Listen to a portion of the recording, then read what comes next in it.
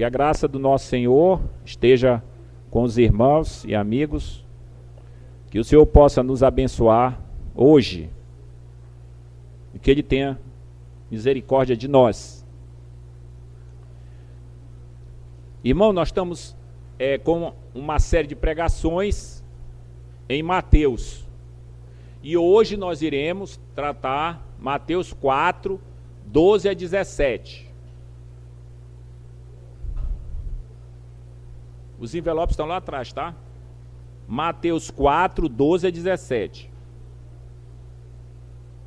O reino dos céus está próximo. O nosso tema hoje, o reino dos céus está próximo. Então vou ler e os irmãos acompanhem. 12 a 17. Ouvindo, porém, Jesus que João fora preso, retirou-se para a Galiléia, e deixando Nazaré, foi morar em Cafarnaum, situada à beira-mar, nos confins de Zebulun e Naftali, para que se cumprisse o que fora dito por intermédio do profeta Isaías: terra de Zebulun, terra de Naftali, caminho do mar, além do Jordão, Galiléia dos gentios. O povo que jazia em trevas viu grande luz, e aos que viviam na região e sombra da morte resplandeceu-lhes a luz.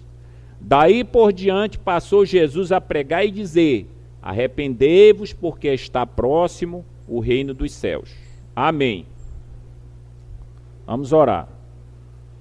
Grande Deus, te louvamos porque tu és o único Senhor, além de ti não há outro. Tu és o soberano, o Criador dos céus e da terra, aquele que se revelou a nós através do teu povo, lá no Velho Testamento. Trouxeste a tua palavra para nós e completaste a obra com a pessoa de Cristo. Nós pedimos que o Senhor seja honrado e glorificado nesta noite, que nós sejamos edificados. Em nome de Cristo, amém. Então, amados, nós falamos sobre as tentações que Jesus passou e hoje nós vamos falar sobre o ministério, o começo do ministério de Jesus. Então aqui nesse texto nós temos a mensagem de Jesus sendo apresentada. Então aqui nós queríamos tratar três coisas nesse texto. Primeiro, o tempo do seu ministério. Segundo, o lugar do seu ministério. E o terceiro, a mensagem do seu ministério. O tempo do ministério de Jesus. Nós vemos aqui nesse texto que Jesus é relatado através de Mateus sobre a pessoa de Cristo no começo do seu ministério. Observe no verso 12: ouvindo, porém, Jesus que João fora preso, retirou-se para a Galiléia. Qual foi a ocasião do começo do ministério de Jesus? Quando prenderam João. Quando prenderam João, Jesus vai começar o seu ministério. Para nós só lembrarmos, João foi profetizado 750 anos antes de Cristo chegar. João foi profetizado e 500 anos antes, na época de Malaquias, até João chegar. O ministério de João durou 18 meses. Então, olha, coloque na sua cabeça. Deus prepara a chegada de Cristo e Deus usa João por 18 meses. Alguém que faz algum cálculo, né? Puxa, mas só isso.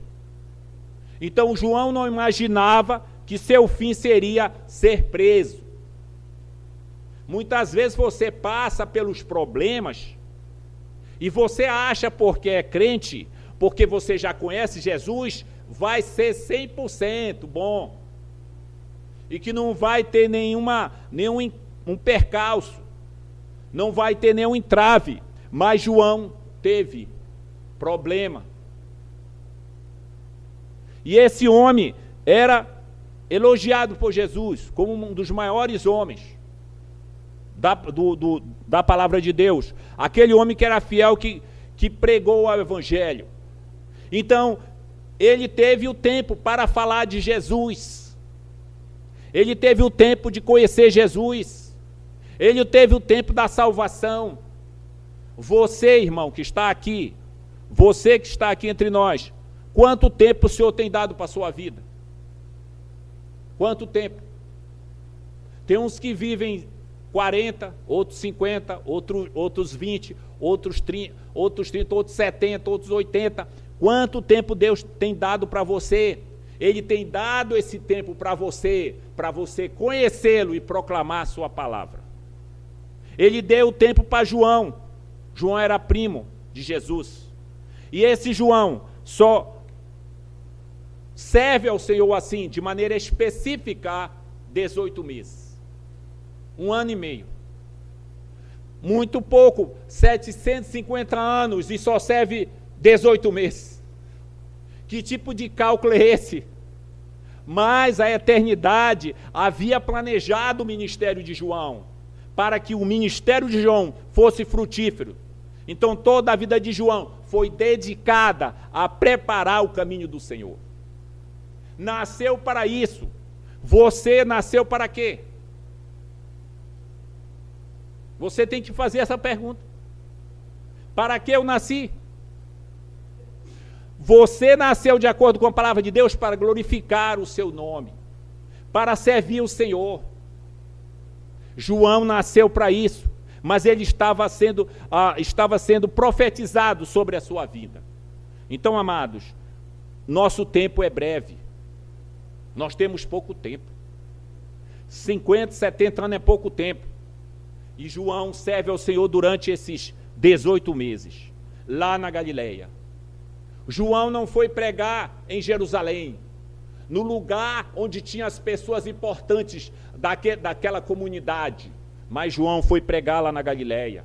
A Galileia seria a área dos pobres, a área dos ignorantes, a área de homens e mulheres que não eram benquistas na sociedade. E João foi pregar ali.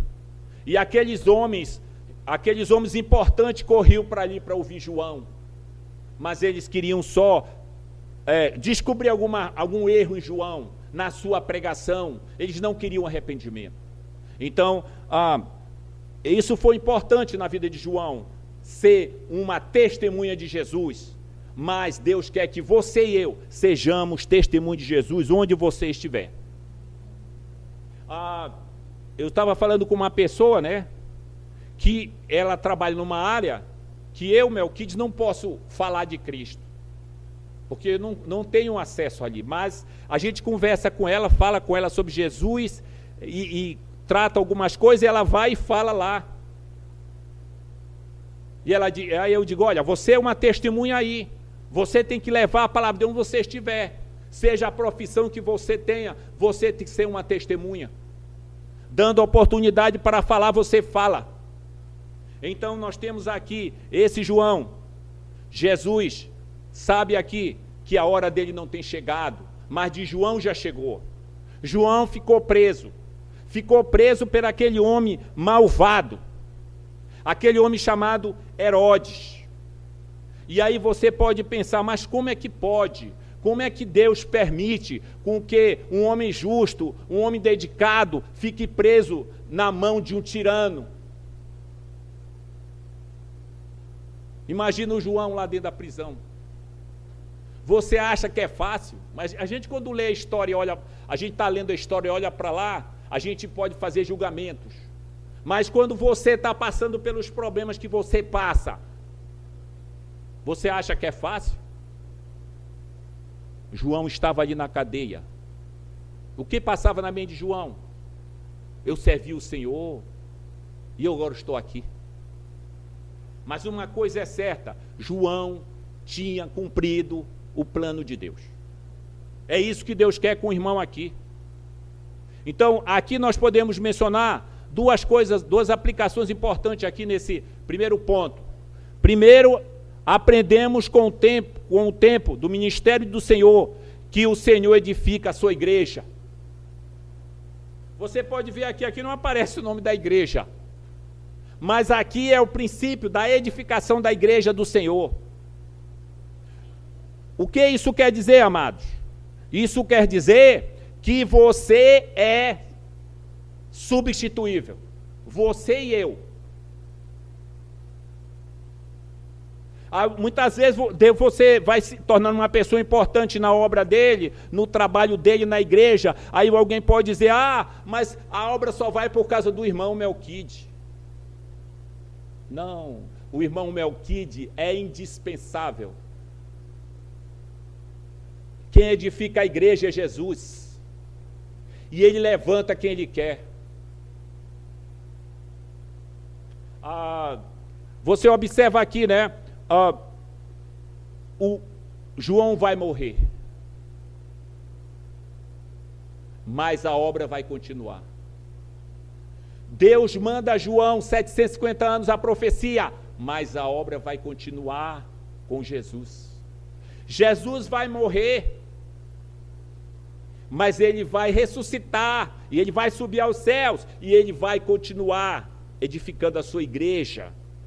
Ele começa o seu ministério ali para depois, nós vamos ver para a semana, os seus discípulos, escolher os seus discípulos. Jesus vai começar a edificar a sua igreja, a igreja. Isto é, se derrubar um pastor, ele levantará outro. Se ele vai edificar a sua igreja, se Moisés morreu, ele levanta Josué. Se João Batista morre, ele levanta Jesus, traz Jesus para trazer a sua igreja. Nós somos indispensáveis, nós somos dispensáveis na obra do Senhor. Então, se Deus dá a oportunidade de você servir ao Senhor, não é para você olhar para você e achar que você é a pessoa mais importante. Não. É a igreja, é Cristo. Observa, a gente lê a história de um homem importante na igreja, na história da igreja. Agostinho, Calvino, Lutero, alguns pregadores assim, eloquentes, como Paulo, como Apolo, como Spurgeon, como outros homens. Aí você diz, aí a obra, quando morre, vai continuar? Vai, porque é Jesus que edifica a sua igreja. Então, se Deus dá oportunidade para você servi-lo, como deu para João, é para você glorificar a Ele, não é para você achar que você é o melhor. Você não é o melhor é Cristo.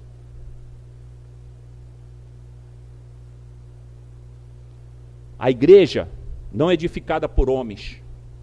A igreja, ela é edificada por Cristo. A igreja é construída sobre a rocha. A igreja é construída de maneira inatacável. Ela vai continuar. As pessoas vão matar os crentes, mas o sangue dos crentes vai transformar a vida de muitos. Irmãos, nós temos a Coreia do Sul. A igreja presbiteriana começou um trabalho por lá, há muitos anos. A igreja batista. E irmãos morreram lá. Quem diria que a Coreia é um país com ideias budistas, fosse chegar ao evangelho, milhares chegaram ao evangelho. A Coreia é o segundo país que mais contribui no evangelho. Primeiro os Estados Unidos. E o segundo para a área de missões é a Coreia do Sul. A Coreia é uma potência, irmãos. Até para dar aula para criança, tem que ter doutorado. Eles ganham muito bem, que o professor não ganha bem nesse país. Mas começou uma mudança, o evangelho. Foi o evangelho que foi mexendo na corrupção dos dirigentes. Foi o evangelho que foi transformando. Porque Deus ia edificar a sua igreja na Coreia. A igreja do Senhor tem crescido na África. Tem mais anglicano da África do que na Inglaterra. E a pessoa acha, o evangelho que veio para o Brasil, veio dos Estados Unidos, para nós, presbiteriano, mas muitos missionários vieram da Europa. Muitos países ali ligados ali à Inglaterra vieram para trazer o evangelho, e hoje esses países da maneira geral, não estão nem aí para o evangelho. Aí você vai dizer, e agora como fica o evangelho? O evangelho vai sobreviver porque Jesus é o edificador da sua igreja. Então, amados, Melquides aqui vai morrer um dia, mas Deus vai continuar o evangelho. Deus vai trazer um pregador aqui para cá melhor do que eu. Por quê? Porque Melquiades é dispensável. E nós, e cristãos aqui, devemos aprender que vai chegar a idade que você dá o bordão para outro e fique você aí no banco. Entendeu, irmão? Conheço alguns que achavam que era muito importante dentro do evangelho e Deus quebrou eles, porque a glória pertence ao Senhor. A segunda coisa, dentro do tempo do ministério de Jesus, que nós podemos aprender aqui, há um tempo determinado no plano de Deus para tudo na vida. Há um tempo determinado. Deus planejou a vinda de João Batista. Deus planejou a vinda de Jesus. Há um tempo determinado. Não há acaso no mundo do Senhor. Ele é o Senhor que controla cada molécula, cada partícula. Então, amados, há um tempo determinado na vida. Às vezes você passa por muitas provações e Deus vai resgatar você quando já está velho.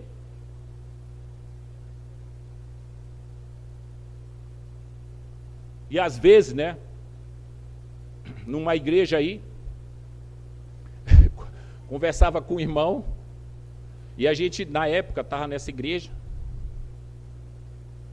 e aí uma pessoa chegava a Cristo, mas já estava com uma idade mais avançada.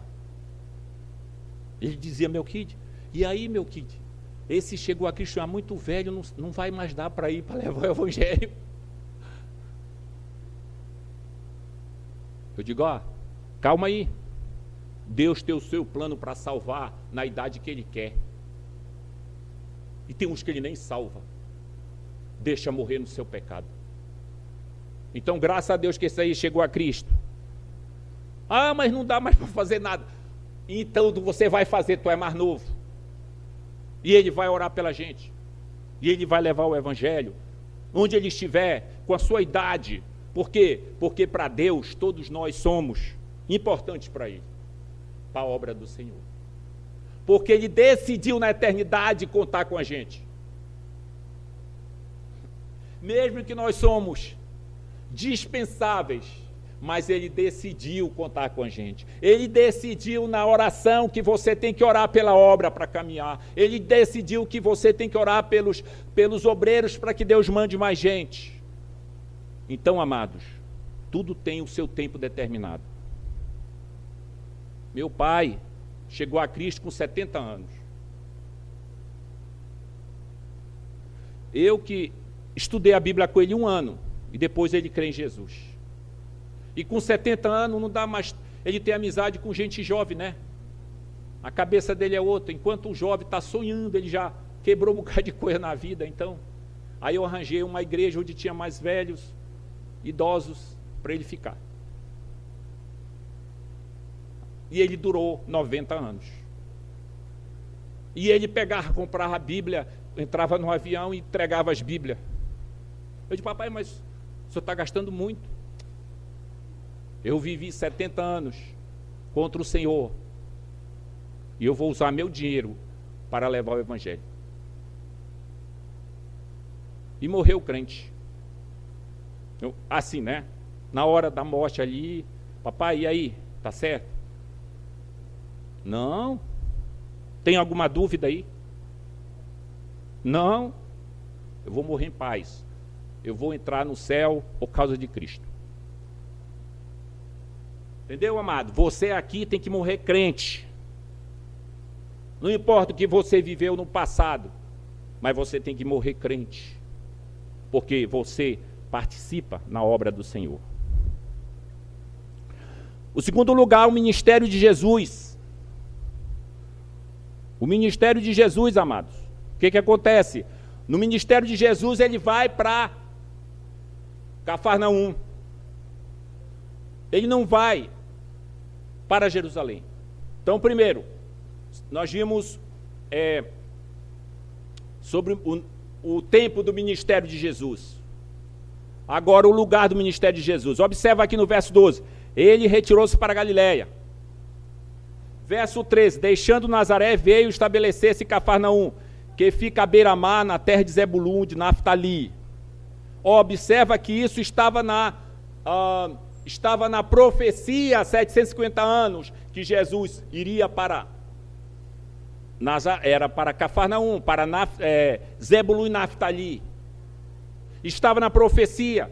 Jesus não foi para Nazaré, onde ele foi criado, mas ele foi para Cafarnaum. E alguém poderia pensar, mas o lugar de Cafarnaum, mas por que Jesus foi para lá? Se Jesus fosse um estrategista de marketing, um estrategista nos negócios, ele não iria para Cafarnaum, ele nem Naftali, Zebulun, ele iria para Jerusalém, ele iria para a Judéia, ele iria para a cidade cosmopolita que tinha muita gente, ele iria para lá porque as pessoas poderiam ajudá-lo financeiramente, não é assim? Às vezes, quando um pastor e tal quer montar uma igreja, ele não quer só os pobres, ele quer gente que ganha um dinheiro para dar um dinheiro que é para ele crescer. E Jesus foi para onde? Para uma terra de ignorantes, uma terra de iletrados, uma terra que as pessoas de lá vem alguém que presta. Por quê? Porque essa terra, essas pessoas eram massacradas, essas pessoas tinham passado por dois cativeiros, esse povo recebia logo, quando alguém queria entrar em Israel, ele tinha que entrar em Naftali e Zebulun, ele começava a matar logo ali. E Jesus vai para ali. E lá em Cafarnaum é que ele vai escolher Mateus. Mateus vive em Cafarnaum. Então, amados, a luz de Deus, Jesus foi para essa terra era cega, as pessoas eram cegas para o evangelho, mas a grande luz foi para lá. Mas quando a pessoa é cego, não importa a quantidade de luz, ele é cego, se Deus não abrir os olhos dele. Mas nós descobrimos aqui em Mateus 9, em Mateus, que ele morava em Cafarnaum, ele tinha um escritório lá, e Jesus chama ele. Então, Cafarnaum é o lugar onde é o centro do ministério de Jesus, não é Jerusalém, não é na Judéia. Como eu digo, estrategicamente, Jesus não tem um tino para os negócios aí. Não, irmãos. Jesus é Deus. Ele sabe o que faz. E daquele local onde ele poderia ir a pé, de barco, para outras áreas lá. Ele poderia ir pelo mar.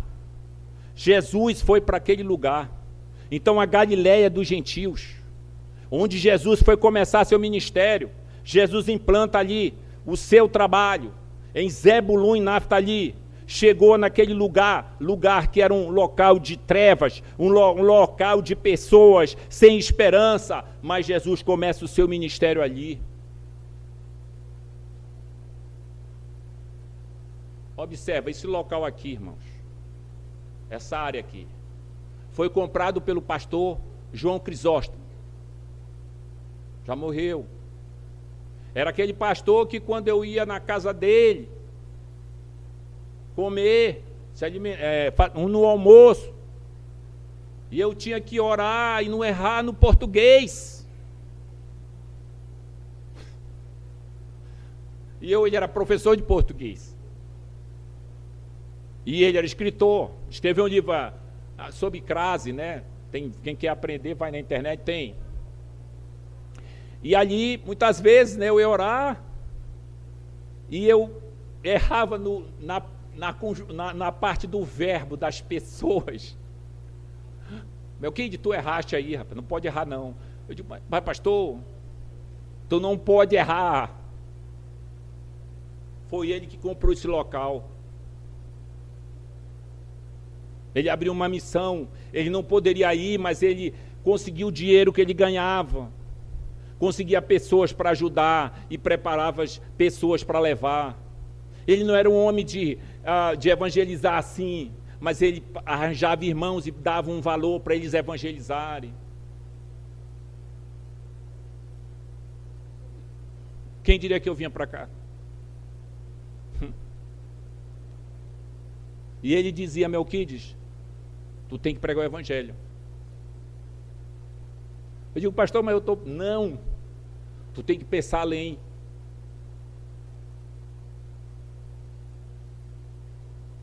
Quando ele comprou esse local, um irmão disse lá, na igreja que participava: como é que o pastor compra um local que nem passa anjo?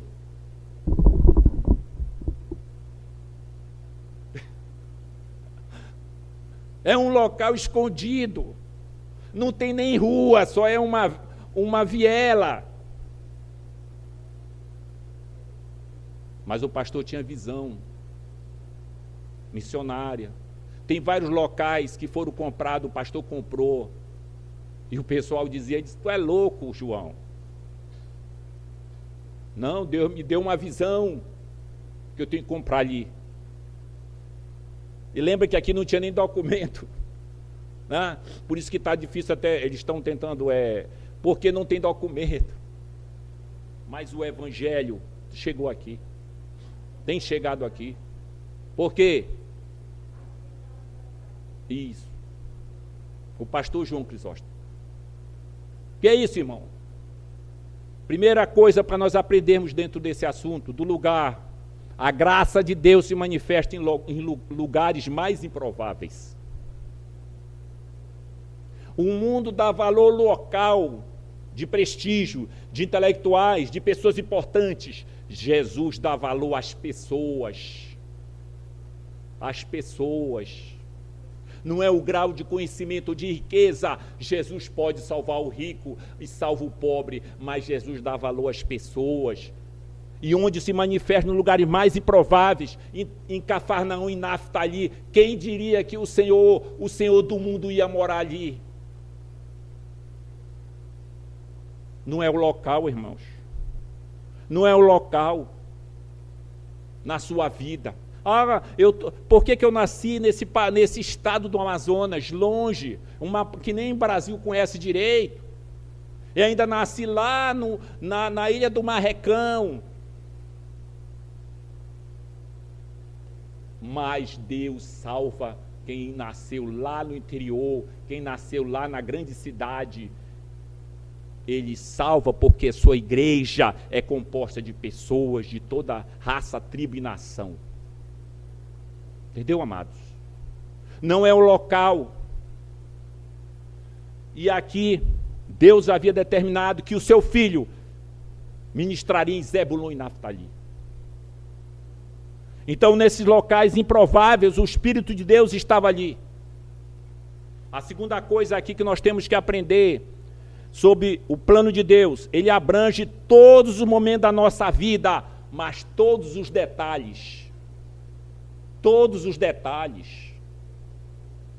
A gente fala em plano, né? Que Deus faz, nos dá um plano para a nossa vida, mas Ele traça cada detalhe, onde que você vai nascer, ou se você vai nascer, ou se você vai ser abortado. A família que você nasceu, foi essa família que Deus escolheu para nascer.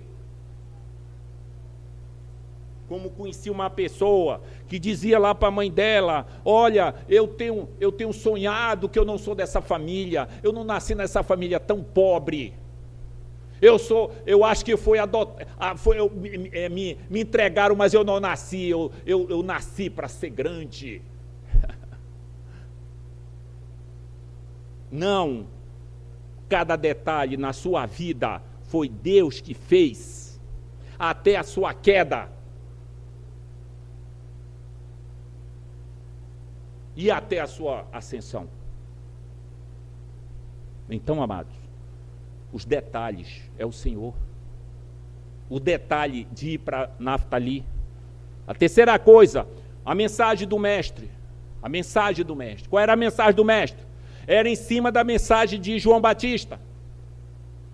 Qual era a mensagem de João Batista? Arrependei-vos porque é chegado o reino dos céus. Essa era a mensagem de Jesus.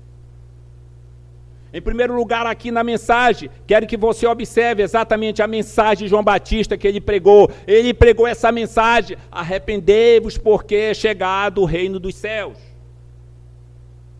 Às vezes nós, como igreja, nós montamos uma parafernália para fazer alguma coisa que as pessoas vão mudar, vão melhorar. Mas o Evangelho está dizendo: arrependei-vos porque é chegado o reino dos céus. Essa era a mensagem de Jesus. William Barclay, que é um escritor e teólogo, ele diz que a palavra querisso, pregar, usada aqui significa proclamar a mensagem para o rei. Então, João Batista proclamou essa mensagem, para trazer essa mensagem do rei. E nós devemos proclamar essa mensagem: arrependei-vos porque é chegado o reino dos céus. John Hylen declara com razão: não existe outra atividade mais honrada como de um pregador. Por quê? Porque ele está falando para a pessoa, para que entre os vivos e mortos, entre a eternidade sem Cristo e a eternidade com Cristo. Jesus estava pregando o Evangelho. Arrependei-vos porque é chegado o reino de Deus. Pregar esta mensagem, o Senhor Jesus nos ensina que o Evangelho é o mesmo em todas as épocas. Como é que Abraão foi salvo? Foi por meio de outro evangelho? Não. O mesmo evangelho que Abraão ouviu, ele creu e foi imputado nele a justiça do Senhor. A mesma mensagem é para você. O evangelho que Abraão, que Davi, que Enoque, todos eles creram, é o mesmo evangelho para você hoje. Por quê? Porque esta mensagem em todas as épocas, o evangelho é tanto no Antigo como no Novo Testamento, é a mensagem de arrependimento e de fé. Então, amados, os nossos irmãos que já morreram, os nossos irmãos em Cristo, eles creram da mesma maneira no Velho Testamento. Então a salvação para Davi, para Jacó, para quem for ali daqueles eleitos, é pela graça e pela fé e o arrependimento. Por quê? Porque eles criam no mesmo Cordeiro. Então, tanto no Antigo como no Novo Testamento, a mensagem de Jesus e a mensagem de João é a mesma. O caminho da salvação é o mesmo. Tem que crer no Cordeiro. A segunda coisa dentro da mensagem que aprendemos aqui: Jesus vai agora construir seu ministério, o ministério de João, de tal forma que ele alcançará regiões que João não alcançou. Quem alcançou foi Jesus, que levou a mensagem. No mundo do Senhor, no sentido da obra dele, há irmãos que vão alcançar outros. William Carey alcançou muitos, falava 30 idiomas, aprendeu com maior dificuldade, enterrou 3 mulheres, 3 esposas, e alcançou os irmãos na África, na Índia. Deus usou Carey para a missão. Deus separou ele para a obra. Então, amados, onde você estiver, Deus separa você para a obra dele. Onde você estiver, seja testemunho de Jesus. Você não vai ser conhecido assim na mídia evangélica, mas você é conhecido por Deus. O que vale é isso? Os homens são mortais. A terceira coisa dentro da mensagem, Jesus diz: arrependei-vos porque é chegado o reino de Deus. Essa era a mensagem de João Batista. E essa é a mensagem de Jesus. Se você não gosta dessa mensagem, você não gosta de Cristo. Porque essa mensagem é que ele diz que nós temos que nos arrepender. Então lá na Galiléia, aquele povo, Jesus diz: arrependei-vos. Aquele povo vivia no erro, Jesus diz: arrependei-vos. Seja o homem que for, seja o intelectual, seja o inculto, seja o rico, pobre, Deus quer que você se arrependa. Vamos para a pergunta do nosso catecismo. O que é arrependimento? Pergunta 87. Arrependimento para a vida é uma graça salvadora. Vou ler aqui. Pela qual o pecador, tendo um verdadeiro sentimento do seu pecado e percepção da misericórdia de Deus em Cristo, enche de tristeza e de louvor e de horror pelos pecados, abandona-os e volta a Deus, inteiramente resolvido prestar-lhe nova obediência. Em outras palavras, o arrependimento é algo que Deus tem que trabalhar no teu coração, irmão. Nós, por natureza, não nos arrependemos. Deus, quando fala para Caim, o Caim não se arrependeu. Ele matou seu irmão, ele não se arrependeu. Deus fala com ele e ele não se arrependeu. Ele teve a presença de Deus, a palavra de Deus, ele não se arrependeu. Esaú vendeu seu direito de primogenitura, ele não se arrependeu. E ele chorou, como diz Hebreus, mas ele não se arrependeu, porque quem dá arrependimento no coração do pecador é Deus.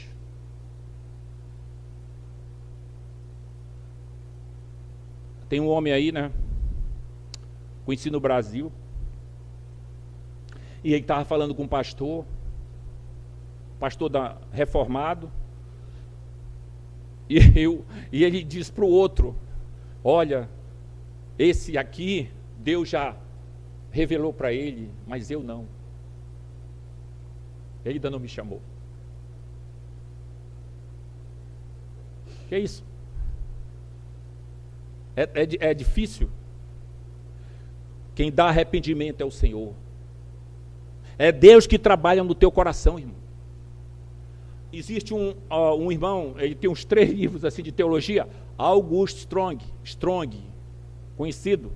Ele diz assim: o homem se arrepende verdadeiramente apenas quando descobre que seu pecado o tornou incapaz de se arrepender sem a graça renovadora de Deus. Se você tem dificuldade de se arrepender, peça a Deus para mudar seu coração. Essa pergunta do catecismo continua dizendo que esse arrependimento significa abandonar o pecado e voltar-se para Deus. Mas enfatiza que no arrependimento pretendemos a misericórdia de Deus. Então, amados, tem 2 coisas que você tem que entender.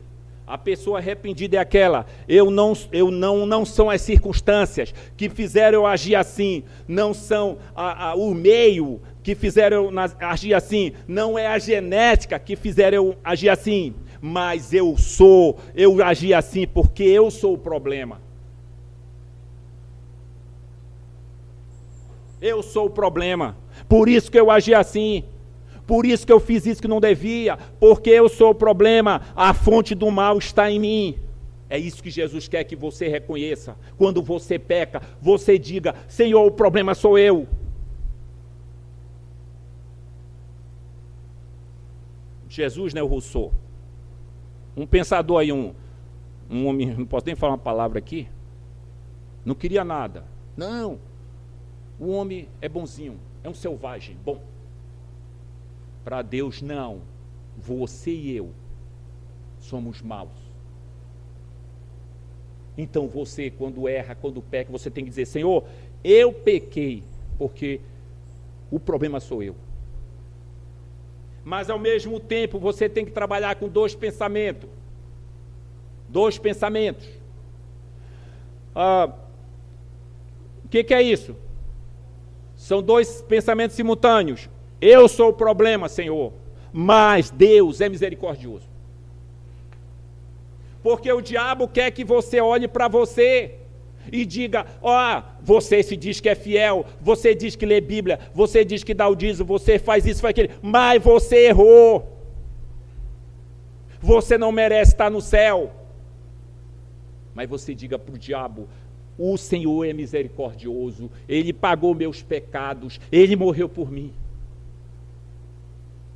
Mas Deus quer que você reconheça que você é o problema. É você.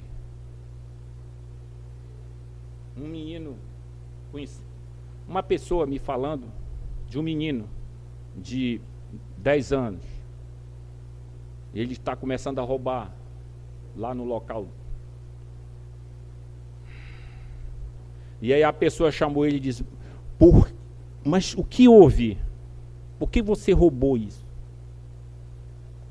E ele ficou calado. Você sabe que isso é errado? Sei. E aí ela foi falando, e ele disse: é porque eu sou pobre, aí eu tenho que roubar. Mas é isso mesmo? É isso mesmo? E o menino de 10 anos: não é não. Sou eu que gosto de roubar. Que é isso, irmão? É o pecado. Deus quer que você reconheça que é mal. Deus quer que você reconheça que o problema sou eu.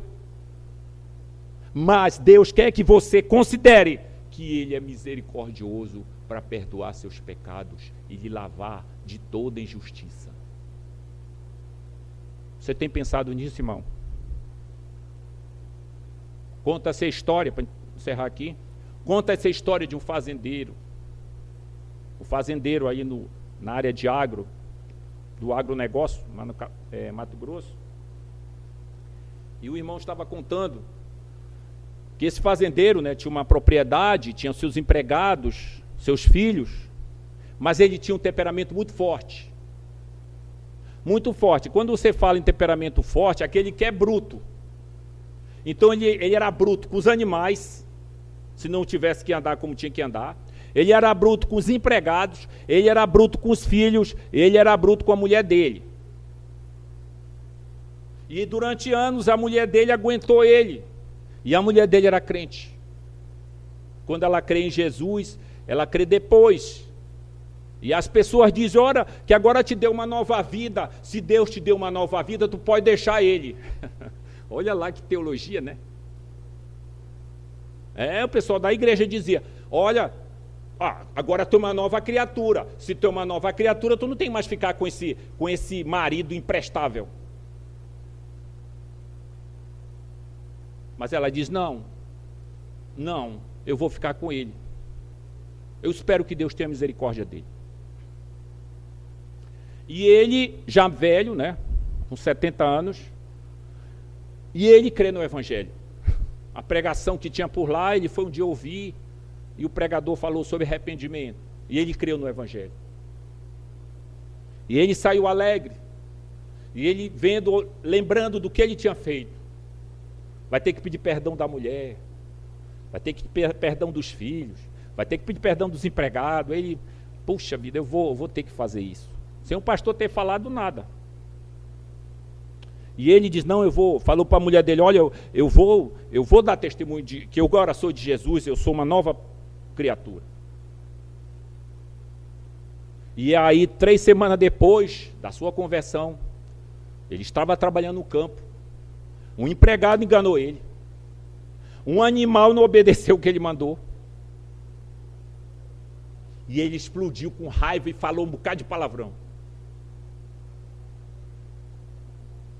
E aí, na hora que ele fala, ele começa a chorar e vai lá para a mulher dele.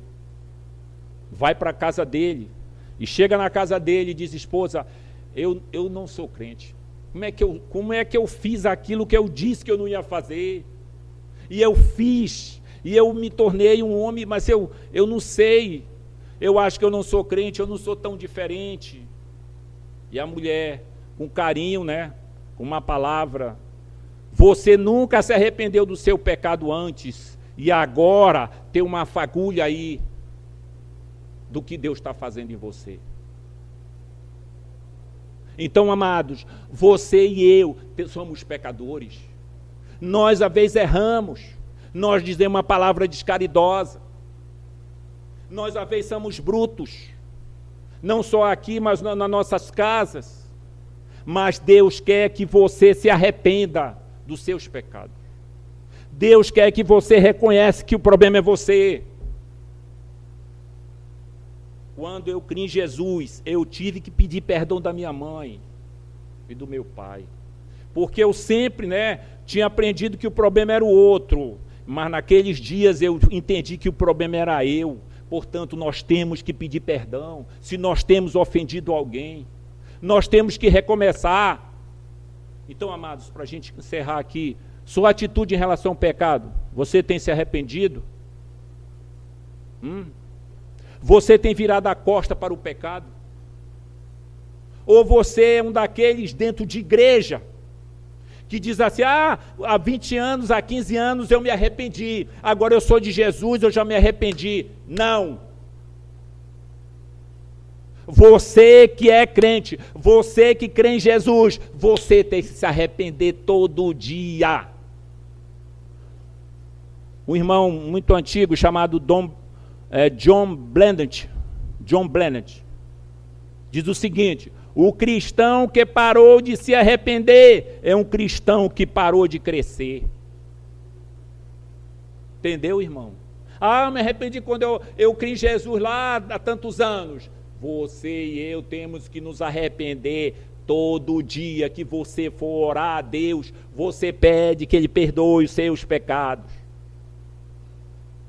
Essa é a mensagem do Evangelho. Deus operou graça e arrependimento no seu coração, irmão. Você tem visto isso na sua vida? Ou você é um crente nominal, preparado para o inferno? Você tem que estar preocupado se tem arrependimento na sua vida. Ou sua vida só é performance. Mas Deus está olhando você. Deus quer que você se arrependa dos seus pecados. Deus quer que você reconheça que você é um trapo de imundície e que você precisa da sua misericórdia. A mensagem do Evangelho é essa: arrependei-vos e crede no Evangelho. Irmão, vamos nos arrepender. Não sei o pecado que assediou o irmão aqui, mas chegue a Jesus e diga: Senhor, eu sou culpado. Eu sou o problema, mas Senhor, tem misericórdia de mim e me conceda o teu perdão. Nas obras de Cristo, no julgamento que Jesus fez por mim, ó Senhor, tem misericórdia de mim. Amém. Então vamos orar. Dar a bênção apostólica. Senhor Deus Santo, nós te agradecemos por Jesus, que é nosso Salvador, pelas mensagens, pela mensagem de João Batista. Agradecemos pela mensagem de Cristo, que é o nosso Salvador, que morreu por nós. Ó Senhor, tenha misericórdia de mim, Melquíades. O problema sou eu, Senhor. Mas eu peço misericórdia, Senhor. Pois Jesus levou o resgate, levou a minha culpa. E Senhor, derrame no coração dos irmãos e amigos aqui o arrependimento. E que nós possamos crescer na fé, e que possamos ser testemunhas do Senhor, e que possamos ser lavados pelo sangue de Cristo, e que possamos pregar o Evangelho, falar de Jesus, arrependei-vos, porque é chegado o reino dos céus. Ó Senhor, abençoe cada um aqui, derrame as tuas bênçãos. Abençoe esta semana, que seja uma semana abençoada pelo Senhor, e que nós possamos aprender mais de Ti. Que a graça de nosso Senhor Jesus Cristo, o amor de Deus o Pai e a comunhão do Espírito Santo seja com esta igreja reunida aqui e com a igreja do Senhor espalhada em toda a face da terra. Amém.